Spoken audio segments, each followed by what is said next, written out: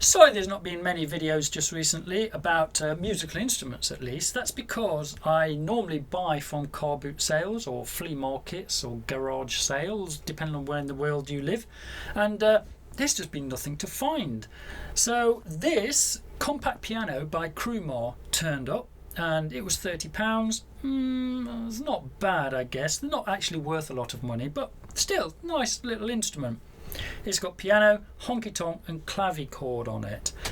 That's it. You can sort of do little combinations, but that's about it. Now it does have a couple of little problems. This key doesn't work, and sometimes as you're playing along the volume just goes and then comes back again when you tap this potentiometer. Let's see if I can do that.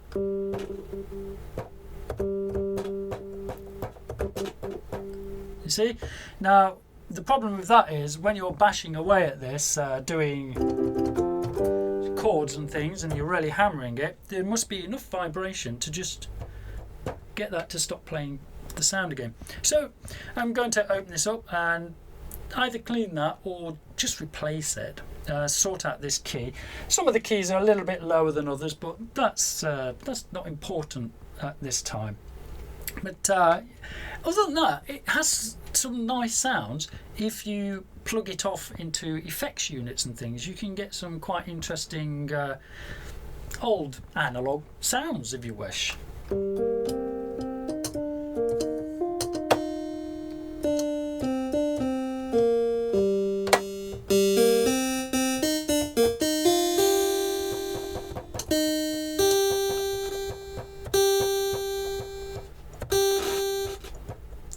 Yeah, it's gone.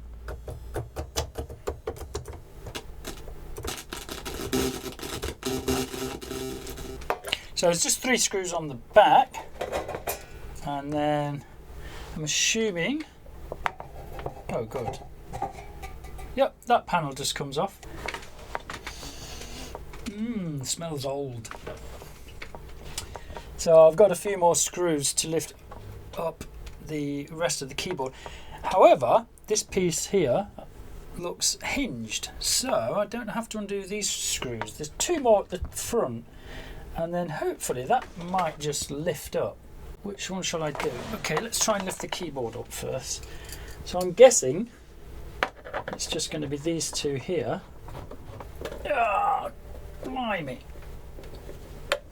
And these were called portable.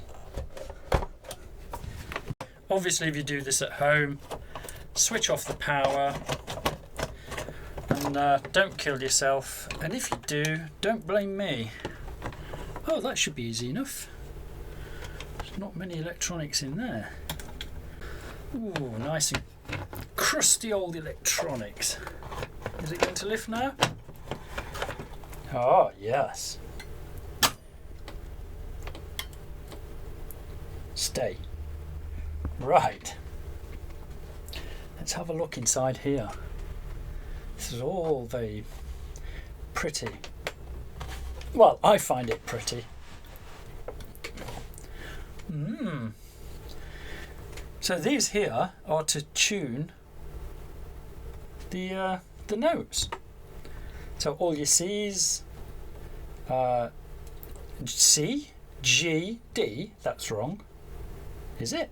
C, G and D, A and E, B. Oh, well, it just depends on how it's wired up, I guess. So immediately I could see the problem with this key. When I press the key here, what should happen is this spring pushes, or rather contacts, this little metal bar here, and then it goes back down to its ground state to say the key is back off. And it's not in its little holder. And I think the reason it fell out is this is all loose. So as you see with the one next to it, it's in a small hole, so when you press the key it moves this bendy spring between this contact over to this contact, and obviously that doesn't work. But I kind of thought, how does that fall out of there? Because you can bend these back with a little bit of messing about. You can sort of get these back into place. I'm making a bit of a pig's ear of this, aren't I? There you go. See, that will work again. But because this piece of plastic is loose, I don't know if it's broken or if the glue has given way or something. I think the best thing to do is actually take that key off and re-glue this. I've noticed as well, somebody's already done work on here. Several of these capacitors have already been changed along the board. So somebody's already been in this before and fixed it to give it a bit more life. So I'm going to try and give it a little bit more. Now these are not easy to take apart, these keys.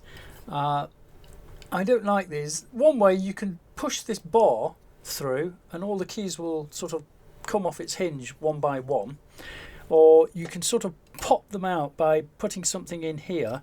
But the trouble is, because this is from 1972, I don't want to put any strain on any plastic and risk actually cracking another piece and breaking another key, and I've got to take this key off to get the next key off. So what I'm going to do is I'm going to concede defeat and do it the old-fashioned method with a bit of glue. You know it's good glue when you have to take the cap off with a pair of pliers. Oh, I'm twisting it.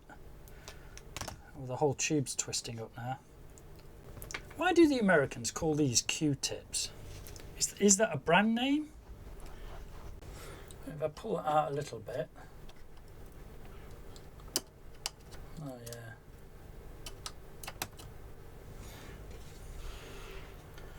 So yeah, ideally you would take the actual keyboard apart to do this job, but it's just too risky.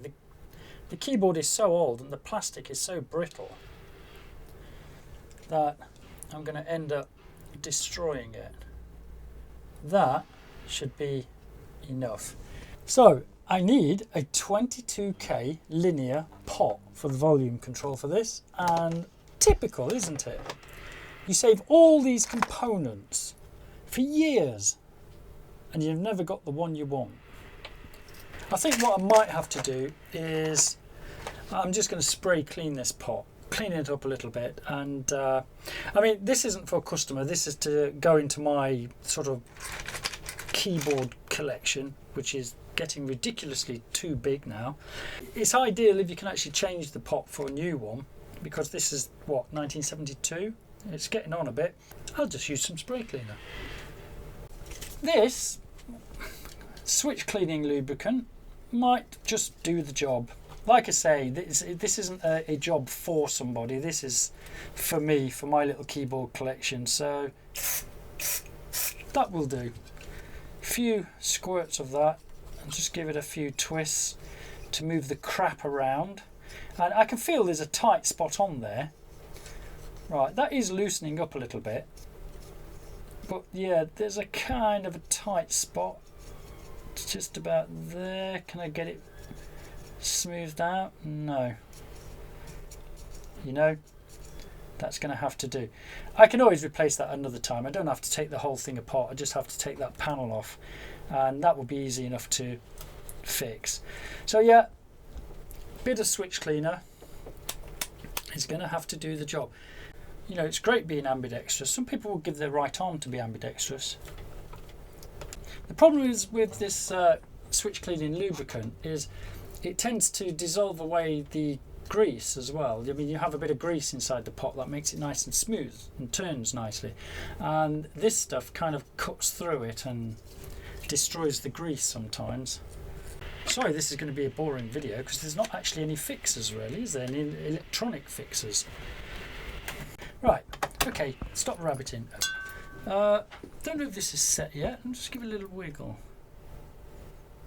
Well, yeah, I think that's about setting. Right, I'm going to sort of pop it back together, plug it in, switch it on, and see if these things are going to work.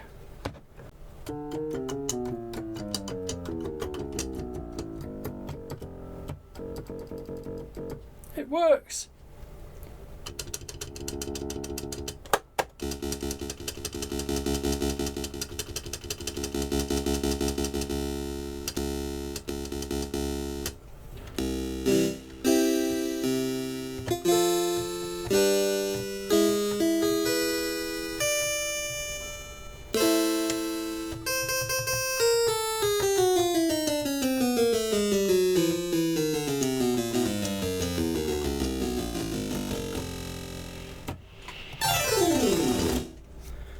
you go. The volume button is working.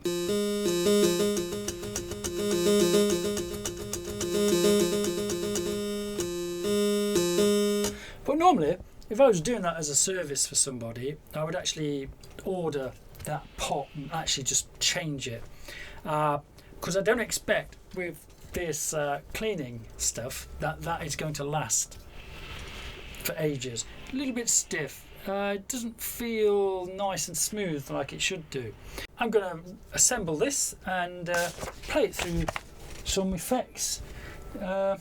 See what I can get out of it. I haven't tried a pedal on it either. I think I'll do that as well. So there you go, all done, completed, screwed together, blah blah blah, so on and so forth, and I've just stuck a little effects box on the top. At the moment I'm in bypass, just to show you.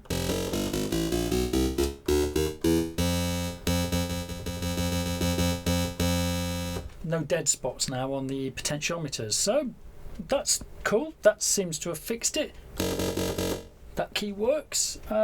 Yeah, hardly anything wrong with it really, and definitely worth £30. But like I say, the great thing about simple instruments like this is if you just get a few effects boxes, you can really make things sound great. So let's see, just random here.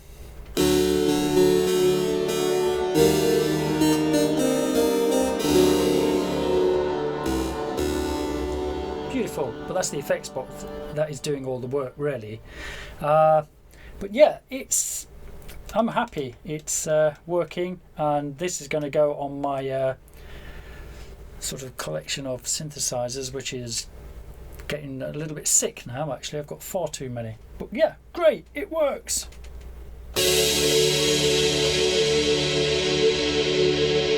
So if you like that video, if you can hear me of course, please give us a thumbs up, and I'll get around to something very soon. All the best. Thanks very much for watching. Bye.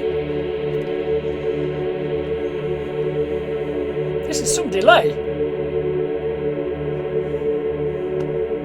That's why you have to wear 2 watches.